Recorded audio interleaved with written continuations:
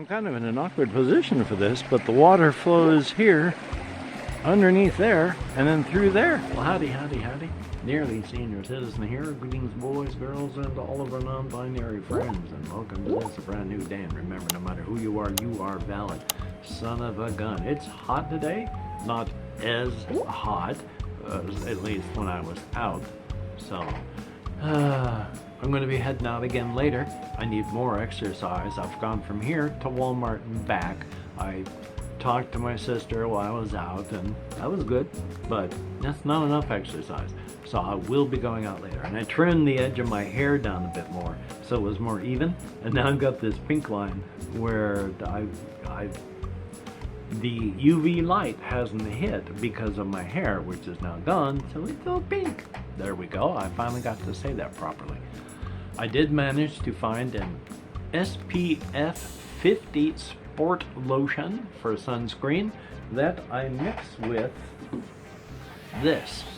I spray this on my arms and my hands, and then I put a bit of that sport stuff with a bit of this to dilute it, just a tiny bit, and then I smudge it onto my face. And that way I get coverage without, looking like I'm just a ghost or something. I mean, more of a ghost. So, yay!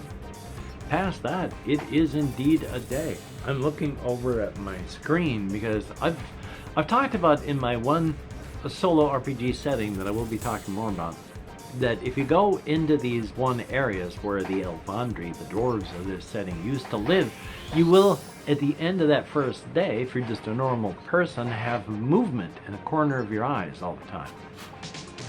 I have that in spades. It's all over. I have floaters in my vision, hard. And floaters are just when the jelly and stuff in your eyes, as you get older, I even had them when I was younger, so it's not always because you're older, but they split and break. And those little splits and breaks are these little floaters in your vision. You move your eye, the jelly moves, that little split moves. And then every time you move, the little bit of jelly squidges around. As you get older, you get more. I am all the time seeing stuff moving in the corner of my vision because it's just the floaters. I'm pretty good looking straight ahead. I don't see them in my main center of vision. It's only really when I'm looking for them or here in my, which you can't see, but it's out in my peripheral vision, way out here where my arms are, that I see them happening. Like over there, I saw flickering on my screen movement because of a floater in my vision. Yay. So getting old is fun. But I do have some things written down. One of the big things was I talked about this with my therapist and my sister because this is true, and I imagine it's a whole lot worse now. Way back in the 80s and 90s, when at least there was some attention paid to mental health in the United States, we were having an epidemic of depression among the elderly. In the 30 years that have passed, the treatment of mental health in the United States has only gotten worse. I mean, it started when Ronald Reagan got into power here in the United States, because the first thing that the GOP did was stop all funding for federal institutions. So if you could not function in normal society and you were in an institution that was federally funded, that got shut down and they kicked out everyone to the streets, and most of them just died on the streets.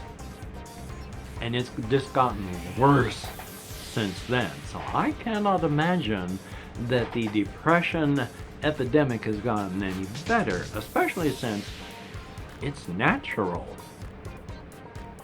I mean, look at your youth and then look in the mirror now. If you're in your late 20s, oh boy, I bet you got a whole lot of pains that you never used to have. And if you're in your 30s, you got a whole bunch of wrinkles and gray hairs coming in, and a whole lot more pains.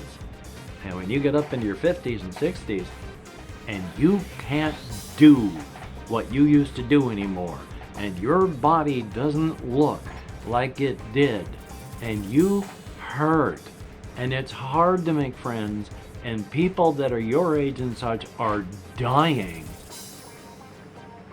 Yeah, there's a reason there's depression. It's natural, completely natural to feel all this stuff. Problem is, you can get help, but you have to live in a culture that values both the condition and helping people who are in that condition.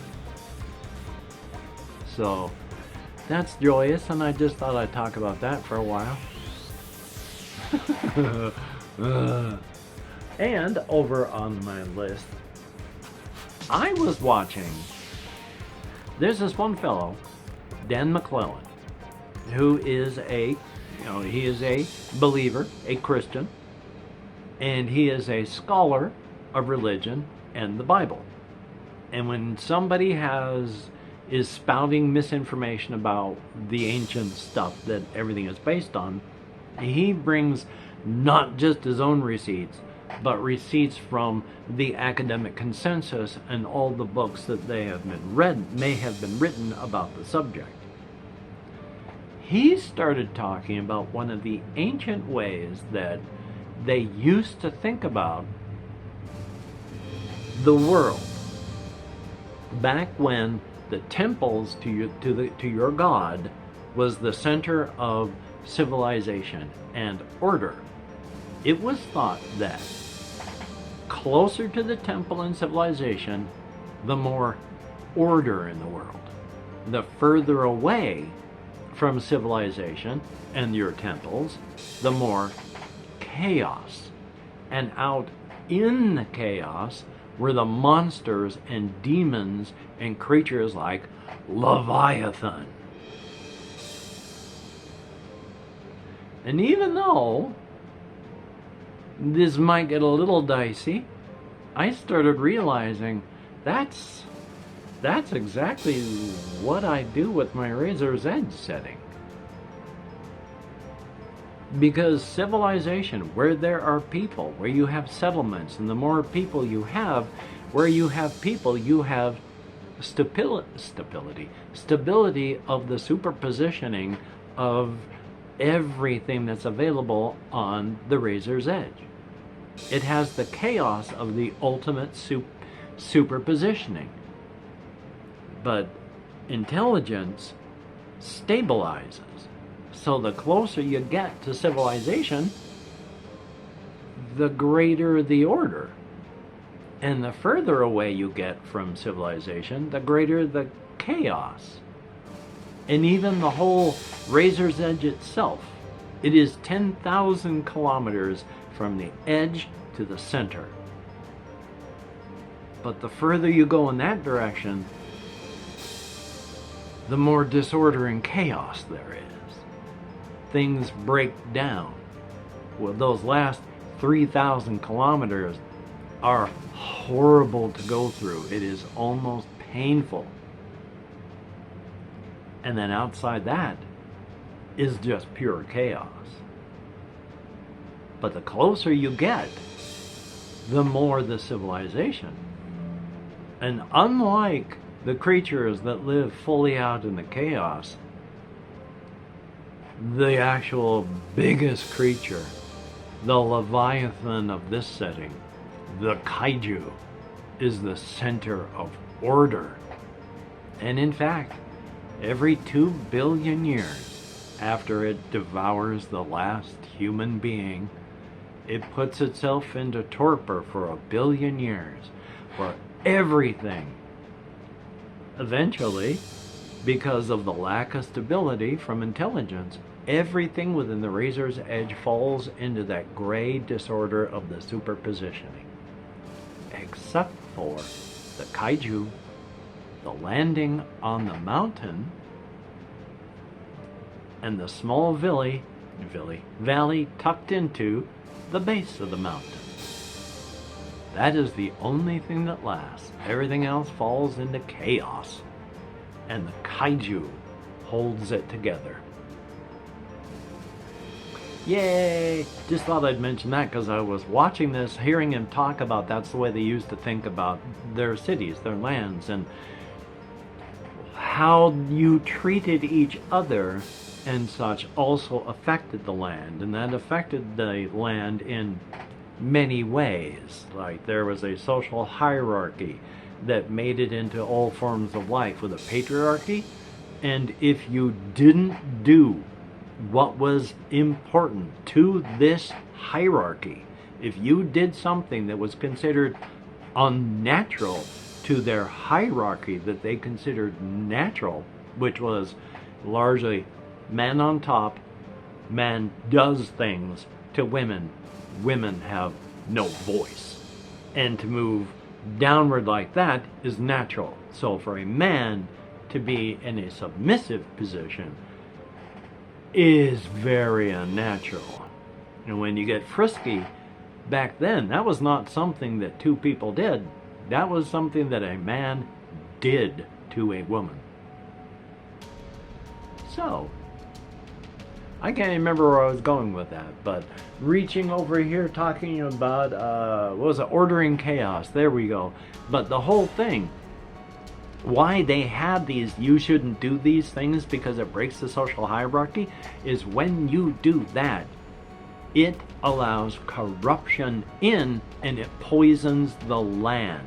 The land will die because you did something against the natural hierarchy. Now, of course, in my other setting, the solo RPG setting, everybody treats, among the Hulat, with the Apani Hulat, the Habani Hulat, and the Orkani Hulat, they treat it the same way, because if you don't treat the land right, the land will not treat you right. If you overhunt, you die. If you overforage, you die. If you stay in one spot too long so that you don't overstress an area, it dies, you die. So, yeah. But that's the way that goes. What else do I have on my list? Only just a whole bunch of rest of my RPG setting stuff where sociologically, because in this setting and on the Razor's Edge, because this is just a layer in a place on the Razor's Edge, of course, they are more us and them more than us versus them. There is us versus them, resource competition. But you don't look at the tribe as we, the other tribes, you know, our tribe king, other tribe must be destroyed. It's us and them, as well as the undercurrent of we're still competing. So each city becomes its own city-state, and among the Dwarlen, they're more happy and friendly there that way. And while each city-state is a city-state, it's more, again, each city-state looking at it as us and them, more than us versus them. Because working with others can ensure you a steady stream of resources, instead of using up a ton of resources to go into a battle, and when you get there, most of the resources that you needed are either difficult to extract, or the way to extract them has been destroyed, or the resources have been destroyed. So much easier just to run a kingdom that doesn't have to expand or contract, but only just maintain. And so there's various ways they run their various city-states, but on the whole, they don't look at it as we're versus everyone else on here. It's we are all in this together. We need to survive. Even the Hulat over on Karthkok are more like that, because if they hadn't been, everyone would have died.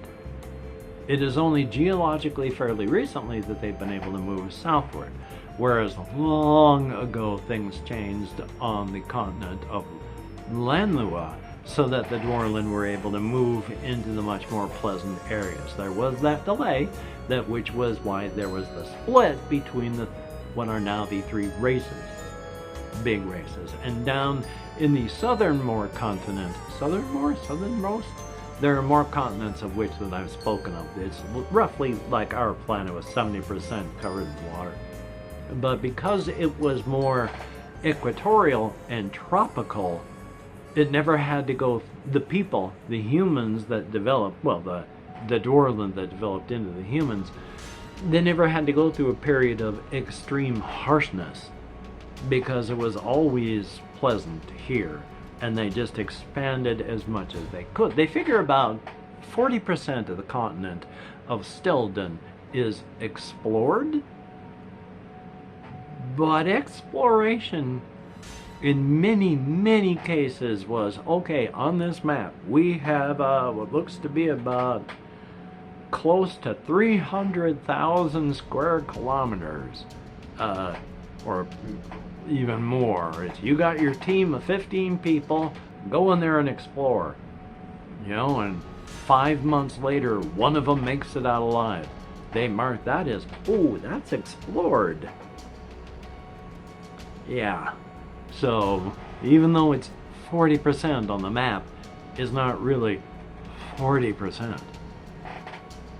And of course, even though my characters have moved, are in Karthkog to get that adventure, and they consider even places in Karthkog, you know, civilized, and Landlua is more civilized, and Stilden even looks to Landlua as a more civilized place. Even in these civilized places, they are dangerous safe. We live in a dangerous safe world. When I walk to Walmart, it's safe. I'm walking by the side of the road that has a lot of traffic with a lot of very large vehicles, several tons worth of steel and plastic, where if I got hit with one of those, I would likely die. And they're right there all the time. And in fact, a lot of people do die every single year, but as long as you follow the rules and the people driving follow the rules, you'll be fine. It is dangerous, but it's safe to walk on the sidewalk as long as everyone follows the rules. As soon as there's a mechanical breakdown, or the person driving is not in the right state of mind, or you're doing something foolish like running into the road, breaking the rules, that's when it gets dangerous safe. Landlua is dangerous safe in the same fashion that, hey, during the daylight hours, everyone goes into the willow forest, but there are places in the willow forest you don't go digging into because they're kind of really dark, and when it starts, the sun starts to go down, everyone leaves the willow forest, because in the willow forest, that's where the giant wolf spiders are. But they only come out at night, and people are not their preferred prey. So as long as you're out of the woods, when it's dark, you're fine. You're safe. But it's dangerous. But they've got houses that come right up close to willow forest. And there's no danger as long as they stay away from there, because that's where the giant wolf spiders are. But they have their own preferred prey. Sure, if you're in there after dark, you're a bit of free protein. They're likely to nab you. So don't go in there. Don't run into the street against the light. Dangerous, but safe. So much of the continent, all three of them are like that. Especially in places like Karthkog, where one of the hubs in the in the setting that I have is from further up. They are a native of Karthkog. They are a Habani. They are more from the area where the Tuathik is the name of the town there, and they are from that area, which they consider civilized because it's safe, dangerous.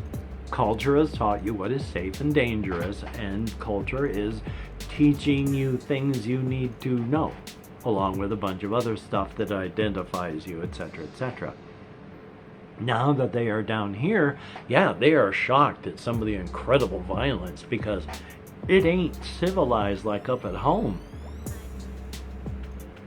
I put a lot of thinking into this stuff because it's fun. Being creative and stretching my head is fun. And again, I talked about how I used to push my creativity and guide it, and it never worked. And then in desperation with my Riddled and stuff, well, even before that, I just gave it a push in a general direction, said, oh, I want this sort of thing, and then pushed it over in that direction. And since I've just followed, and it has been beautiful and interconnected and rich and deep. Working with the solo RPG setting, though I'm only doing it for myself and sharing it with everyone here, it is rich and deep. I'm not forcing any of this. This is where I'm just following along and going, oh, that makes sense. Oh, you're right, it would be. And that's awesome. Creativity is fun. Remember, your passions are your passions. If you make your passion into work, as those people who say, turn your passion into work and you'll never work a day of your life. No, that just turns your passion into work. Do you like work? Do you enjoy work? If you're one of those few people that enjoys just working and that's their pleasure, that's fine. Most people, no, they want to do stuff after work. Turning your passion into work ruins it. It turns it into work. Keep your passion your passion. If you like to create, just create. If you like to write, just write. If you like to draw, just draw. Don't do it for the rest of the world. I've talked about this before, and there are people in comments who have said, I can't do it unless I know there's going to be an audience. I understand that. I have tried to be a writer my entire life, and even though I have never gotten to do it or try to do it, I've kept an eye on things. And even back then when I was younger, one of the things that has always been an issue is you're just one of everyone. You're not just a singular voice, you're part of a wave, and trying to stand up and be noticed out of that wave is hard. And it used to be hard when writing was something that not everyone could do and get published with. Then you had editors and books that were being printed, and then electronic stuff, and everybody has a voice. Yes, you can produce, but if you're going to produce just so that people can appreciate your stuff, you're doing it wrong. And when I say you're doing it wrong, I'm not making judgment calls. I'm just saying you should be doing it for yourself. Yes, it's nice to have appreciation. I fully understand that. I still wish that I could break through my executive dysfunction, ADHD and all that, and actually write about the stuff that I talk about. But it's okay to create for the sake of creating. To write for the sake of writing. If you like to create role-playing settings, collect a whole journal. Collect many journals. Make notebooks out of your journals. Create. You don't have to create for anyone else because your odds of raising up above the crowd and actually being seen are very, very tiny. But you know what? That's fine. A field of beautiful flowers would be nothing if it wasn't filled with individual flowers. A field of tulips is beautiful because it's filled with tulips. Not one of them stands out from the crowd. But if they weren't there, you'd notice the absence. It's hard to raise up and be seen. But that doesn't mean you shouldn't be part of the tulip field. That doesn't mean you should not be a blazing bright color in a field of other colors. Produce for yourself. Don't make your passions into work. I guess if you've watched this far, if you could put into the comments, rant to show that you've watched this far, that would be awesome. So, If you're a Patreon patron, thumbs up and thank you. I am still trying to push through all this, and last night I came to a decision because I have really been knocked back on my heels because of everything that's happened. But I've had a lot happen in my life. And last night I sort of steeled myself up, and I felt the change in my mental point of view when it was like, I've been knocked down before. I'm not gonna just lay there. I'm getting back up. And I felt that change. So thumbs up, and of course thank you, each and every one of you, for being awesome and for being beautiful and for keeping me from being a badly hurting monkey in the midst of all these terrible times. But then always times are terrible for someone. But it is appreciated to know, Ed, you are beautiful and awesome. If you've left me a comment, I wish I could answer more of them. I answer as many as I can. I am trying. You are beautiful. You are awesome. I do thumbs up and I do heart as many as YouTube will show me.